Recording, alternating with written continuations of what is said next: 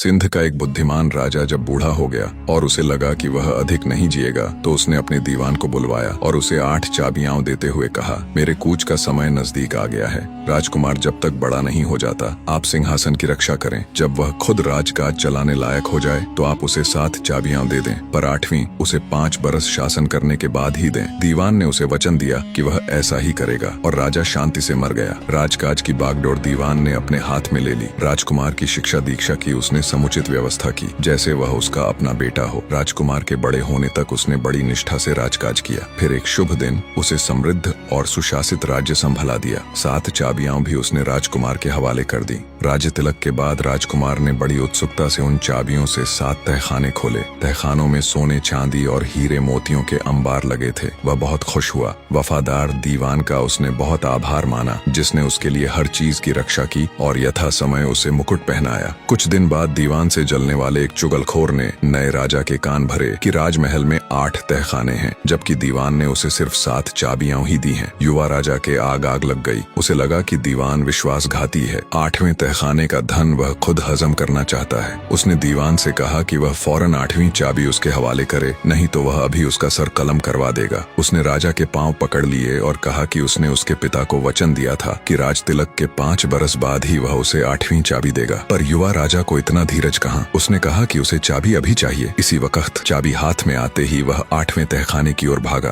ताले में चाबी घुमाई और झटके से दरवाजा खोला। तहखाना एकदम खाली था। उसे सहसा विश्वास नहीं हुआ। यहाँ तक कि दीवारें भी सपाट थीं। उनमें एक ताक तक नहीं था। खाली तहखाने में उसने चारों तरफ देखा। एक दीवार उसे कुछ अलग नजर आई। उस पर एक सुंदर लड़की का चित्र बना हुआ था। राजा की आंखें चित्र पर चिपक कर रह गईं। वह ज्यों-ज्यों चित्र को देखता त्यों-त्यों उसका सम्मोहन बढ़ता गया। चित्र की लड़की को वह प्राण प्रण से चाहने लगा। लड़की के सौंदर्य से वह इतना अभिभूत हुआ कि उसे मूर्छा आ गई। दीवान उसके पीछे ही खड़ा था। उसने राजा को थामा और मुंह पर गुलाब जल छिड़का। राजा को चेत हुआ। चेत होते ही उसकी नजर चित्र में बनी लड़की की ओर मुड़ी। उसने दीवान को आदेश दिया कि जैसे भी हो वह इस लड़की को जल्दी से जल्दी उससे मिलवाए, नहीं तो वह राजपाट और अन्न जल सब छोड़ देगा। दीवान को यह बहुत विचित्र लगा कि राजा उस लड़की पर मुग्ध हो गया जिसे उसने कभी देखा तक नहीं। पर उसने राजा को आश्वस्त किया और वचन दिया कि इस लड़की की खोज में वह निकल पड़ेगा। उसी हफ्ते मंत्री ने जहाज में विक्रय योग्य तरह तरह का सामान भरा और भरोसे के कुछ नौकरों के साथ तुरंत निकल पड़ा। वे हर बंदरगाह पर रुकते और हर राज्य के दरबारियों और मोतबरों को 8वें तहखाने में मिला चित्र दिखाते, पर उन्हें ऐसा कोई नहीं मिला जिसने चित्र की अपूर्व सुंदरी को देखा या उसके बारे में सुना हो। इस तरह पूरे 1 बरस भटकने के उपरांत वे दूर दराज के एक राज्य में पहुंचे। वहां बंदरगाह के तट पर उन्होंने उस चित्र को लोगों को दिखाने के लिए रखा। चित्र को देखते ही पास खड़े लोग चिल्लाए, यह तो हमारी राजकुमारी है। दीवान को तुरंत वहां के राजा के पास ले जाया गया। राजमहल में राजकुमारी की एक झलक देखते ही दीवान को पक्का भरोसा हो गया कि यह वही अपूर्व सुंदरी है। दीवान ने राजा को अनूठे उपहार भेंट किए और बताया कि वह सौदागर है और अपना माल बेचने के लिए उसके राज्य में रुकना चाहता है। राजा ने उसे व्यापार की अनुमति दे दी। कुछ ही दिनों में उसने राजकुमारी के स्वभाव और उसके वंश के बारे में काफी जानकारी इकट्ठी कर ली। जब वह पूरी तरह से संतुष्ट हो गया तो वापस अपने राज्य की ओर चल पड़ा। कुछ महीनों की यात्रा के बाद दीवान ने अपनी राजधानी के बंदरगाह पर लंगर डाला। उसने राजा को बताया कि चित्र की अपूर्व सुंदरी का पता चल गया। वह चित्र से भी कई गुना अधिक सुंदर है। उसे एक नजर देखने के लिए राजा अधीर हो उठा। जहाज को फिर भांति भांति की विक्रय योग्य वस्तुओं से भरा गया और राजा को लेकर जहाज फिर चल पड़ा। महीनों की कठिन समुद्री यात्रा के बाद जहाज ने अपूर्व राजकुमारी के राज्य की भूमि को छुआ। दीवान राजकुमारी के पिता से मिला और पिछले बरस की तरह फिर व्यापार की अनुमति मांगी। दीवान को पता था कि राजकुमारी को खिलौनों से बहुत लगाव है और इस राज्य के लोग बहुत अच्छे खिलौने बनाते हैं, इसलिए वह राजकुमारी के लिए एक से एक अनोखे खिलौने लेकर आया था। ये खिलौने चलते थे, बोलते थे, शेर और बाघ दहाड़ते थे, पक्षी हवा में तिरछे उड़ते थे। राजकुमारी मुग्ध हो गई। मंत्री ने कहा, हमारे जहाज में ऐसे ऐसे खिलौने हैं कि ये उनके पासंग भी नहीं है। हमारे मालिक जहाज पर ही हैं। उन्होंने मुझे हमारे देश के मामूली खिलौने ही जहाज से बाहर लाने दी। हमारे जहाज पर चलिए, आपको एक से एक अद्भुत खिलौने दिखाऊंगा। राजकुमारी का कुतूहल चरम पर पहुंच गया। 6 दासियों के साथ वह तुरंत मंत्री के साथ चल पड़ी। जहाज पर युवा राजा ने उसकी अगवानी की और उसे शिष्टता पूर्वक आश्चर्यजनक खिलौने दिखाने लगा। हर नए खिलौने को देखकर राजकुमारी खुशी से उछल पड़ती। इस बीच मल्लाहों ने लंगर की रस्सियां काट दी और पाल खोल दिए। जहाज ने बंदरगाह छोड़ दिया। ये सब उन्होंने ऐसी होशियारी से किया कि राजकुमारी और दासियों को भनक तक नहीं लगी। वे तट से काफी दूर आ गईं। राजकुमारी और दासियों को जब यह पता चला कि उनका हरण किया गया है तो वे भय से सुन्न हो गईं। फिर सहसा वे चीखने चिल्लाने और जहाज की चीज बस्त तोड़ने लगीं। युवा राजा ने यह कहकर राजकुमारी को शांत किया कि कैसे उसका चित्र देखकर वह उस पर आसक्त हुआ और कैसे उसे ढूंढने के लिए उसने 7 समंदर की यात्रा की। युवा राजा के प्रणय निवेदन और उसकी सौजन्यता से राजकुमारी पसीज गई। उसका प्रतिरोध ठंडा पड़ गया। राजकुमारी को लगा कि वह भी उसे चाहने लगी है। युवा राजा के राज्य में पहुंचने पर उसकी रानी बनने के लिए वह राजी हो गई। वहां पहुंचने में अभी महीनों की देर थी, पर प्रेम की मदभरी लहरों में डूबते उतरते प्रेमी युग्म बहुत खुश थे। जहाज मंजिल पर पहुंचने ही वाला था। क्षितिज पर धरती की झलक दिखने लगी थी। दोनों प्रेमी एक दूसरे की आंखों में आंखें डाले जहाज की पाटन पर टहल रहे थे। बूढ़ा मंत्री गलही पर बैठा अधमुंदी आंखों से जहाज की गति से कटती लहरों को देख रहा था। उसने सर उठाकर पास आती जमीन की ओर ताका। तभी तोता मैना का एक जोड़ा उड़ता हुआ आया और उसके पास जंगले पर बैठ गया। बूढ़ा मंत्री पखेरुओं की भाषा जानता था। वह उनके बोलने का इंतजार करने लगा। जंगले की रस्सी पर बैठने के थोड़ी देर बाद मैना बोली, मुझे यहाँ जहाज पर अच्छा नहीं लग रहा, कोई कहानी सुनाओ ना। तोता कुछ पल सोचता रहा, फिर कहने लगा, एक कहानी यही ऐन हमारी आंखों के सामने घटित हो रही है। युवा राजा और उसकी मंगेतर को देखो, कितने खुश हैं। राजा सिर्फ 3 दिन और जिएगा। 3 दिन बाद ये तट पर लंगर डालेंगे। राजा की अगवानी के लिए उसकी फौज, हाथी और घोड़े आएंगे। राजा की सवारी के लिए शाही घोड़ा भी तैयार होगा, पर यह घोड़े का रूप धरे एक राक्षस होगा। जैसे ही राजा घोड़े पर बैठेगा, वह उसे लेकर आकाश में उड़ जाएगा और उसे समुद्र में गिरा देगा। मैना की आंखें डबडबा गईं, तो विवाह से पहले ही राजकुमारी का सुहाग उजड़ जाएगा। कैसी सुंदर जोड़ी है। बेचारी पर दुखों का पहाड़ टूट पड़ेगा। क्या राजा किसी तरह बच नहीं सकता? तोते ने कहा, बच सकता है प्रिय, अगर कोई राजा के घोड़े को छूने से पहले ही घोड़े का सर काट दे। पर यह बात किसी से कहना मत। जो भी यह बात किसी से कहेगा, उसका 1/3 शरीर पत्थर का हो जाएगा। फिर तोता मैना उड़ गए। यह सुनकर बूढ़ा मंत्री स्वामी के जीवन के लिए चिंतित हो गया। प्रसन्नचित राजा राजकुमारी के साथ चहलकदमी कर रहा था। राजकुमारी का चेहरा भी खुशी से दमक रहा था। उन्हें कतई भान नहीं था कि कैसा भविष्य उनकी प्रतीक्षा कर रहा है। अगले दिन तोता मैना फिर आए और उसी स्थान पर बैठे।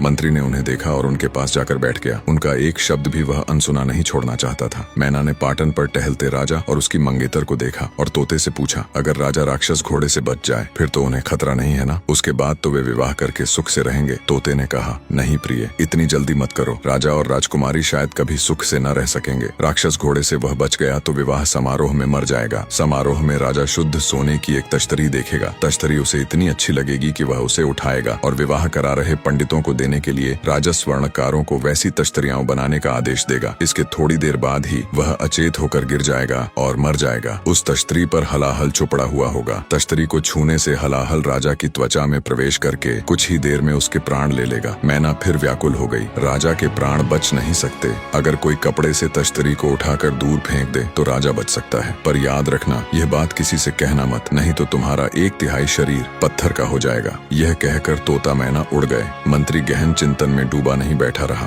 अगला दिन समुद्री यात्रा का आखिरी दिन था। अपने अंतस में रहस्य को दबाए हुए मंत्री गलही में आ बैठा। उसे लगता था कि तोता मैना आज फिर आएंगे, और वे आए भी। मैना ने तोता से पूछा, अगर राजा जहर लगी तश्तरी से बच गया तब तो वह राजकुमारी के साथ सुख से जी सकेगा ना? नहीं प्रिय, राजा अधिक नहीं जिएगा। राजकुमारी के भाग्य में दुख ही लिखा है। विवाह के उपरांत दूल्हा दुल्हन शाही शयन कक्ष में सोने जाएंगे। जब वे गाढ़ी नींद सो जाएंगे तो छत से लटके एक सांप के मुंह से झरकी एक बूंद दुल्हन के गाल पर टपकेगी। जब राजा की आंख खुलेगी और वह दुल्हन के गाल को चूमेगा तो उसके प्राण पखेरु उड़ जाएंगे। मैना का मन अनुकंपा से भर गया। पूछा, सुहागरात के इस भयानक अंत को रोकने का क्या कोई उपाय नहीं है? तोते ने कहा, एक उपाय है प्रिय। अगर कोई सुहाग कक्ष में छुप जाए और दुल्हन के गाल पर झर की बूंद गिरते ही उसे चाट ले तो राजा बच जाएगा और झर चाटने वाला भी नहीं मरेगा। अगर वह तुरंत एक पांव दूध पी ले। पर सुहाग कक्ष में छुपने का साहस कौन कर सकता है? लगता है राजा की मौत टल नहीं सकती। और सुनो प्रिय, अगर तुमने यह बात किसी को बताई तो तुम्हारा 1/3 शरीर पत्थर का हो जाएगा। इतना कहकर तोता मैना उड़ गए। मंत्री ने मन ही मन प्रण किया कि अपना बस चलते वह स्वामी का बाल भी बांका नहीं होने देगा, चाहे इसमें उसके प्राण ही क्यों न चले जाएं। चिंतित मंत्री ने निश्चय किया कि वह एक पल के लिए भी राजा को दृष्टि से ओझल नहीं होने देगा।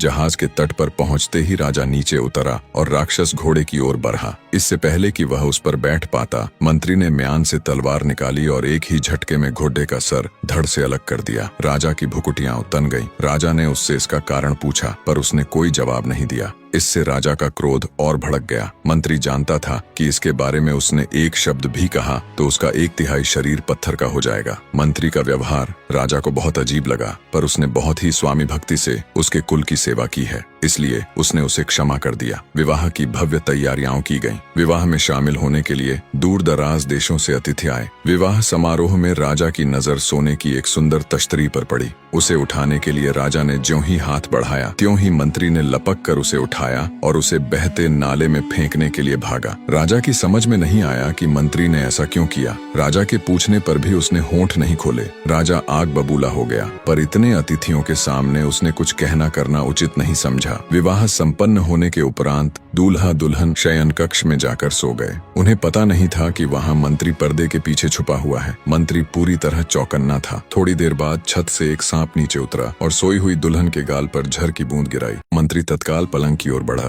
दुल्हन के गाल पर से झर चाटा और साथ लाया दूध पी गया। इससे दुल्हन की नींद उचट गई। उसने आंखें खोली। उसे लगा कि मंत्री ने उसके गाल को चूमा है। उसने चिल्लाकर राजा को जगाया। अपने शयन कक्ष में मंत्री को देखकर राजा गुस्से से पागल हो गया। उसने पहरेदारों को बुलाकर आदेश दिया कि इसे कारागार में बंद कर दें और सूरज निकलते ही नगर की प्राचीर पर इसे फांसी लगा दें। पहरेदारों ने मंत्री को कारागार में डाल दिया। सुबह अंतिम इच्छा पूछे जाने पर मंत्री ने कहा कि मरने से पहले वह महाराज से मिलना चाहता है। राजा उससे मिलने से इनकार न कर सका। जंजीरों से जकड़े मंत्री को राजा के सामने लाया गया। वहाँ उसने राजा को सारी बात बताई। जैसे ही उसने बताया कि कैसे तोते ने असुर अश्व की बात किसी को बताने से मना किया था, उसके हाथ और पांव संगमरमर के हो गए। फिर हलाहल से पुती तश्तरी की बात बताने से वह छाती तक संगमरमर का हो गया। अंत में छत में छुपे सांप के जहर टपकाने की बात कहने पर उसके कंधे और सर भी संगमरमर के हो गए। राजा सन्न रह गया। कुछ पल उपरांत धक्के से उबरने पर वह फूट फूट कर रोने लगा। स्वामी भक्त मंत्री की परिणति पर उसका हृदय फटा जा रहा था। मंत्री की पथराई हुई देह को उसने अलग कक्ष में रखवाया, उसे मालाएं पहनाई और उसकी पूजा करने लगा। कुछ बरस पश्चात रानी ने पुत्र को जन्म दिया। राजा हर दिन राजकुमार को उस कक्ष में ले जाता जहाँ मंत्री की पाषाण देह रखी हुई थी। वह उसे दिवंगत मंत्री की स्वामी भक्ति और उसके उपकार के बारे में बताता। एक दिन जब राजकुमार 3 साल का हो गया तो वे ही तोता मैना जिन्होंने जहाज पर राजा के बारे में भविष्यवाणी की थी उस कक्ष में आए और बातचीत करने लगे।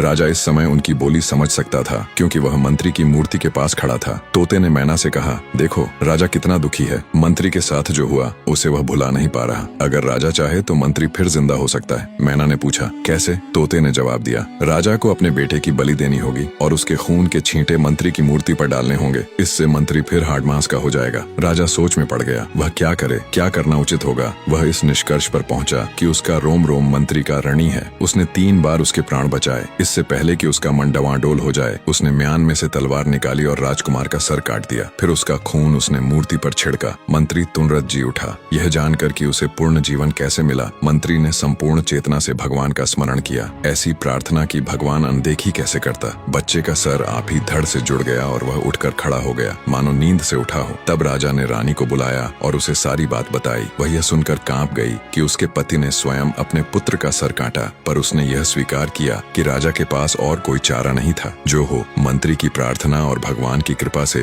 राजकुमार फिर जीवित हो गया था। राजा, रानी और राजकुमार ने बहुत लंबी आयु पाई। वे जब तक जिए सुख से जिए। ऐसा मंत्री जिनका सलाहकार हो उन्हें कोई कष्ट हो भी कैसे सकता है। तो कैसी लगी ये कहानी कमेंट में जरूर बताएं और ऐसी कहानियां देखने के लिए चैनल को फॉलो जरूर करें।